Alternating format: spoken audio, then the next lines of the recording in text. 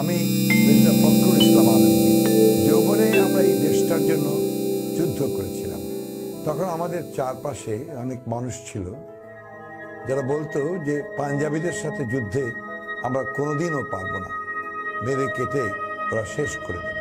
ওদের ট্রেন মিলিটারির বিপরীতে আমরা হলাম বাচ্চা ছেলেপুলে।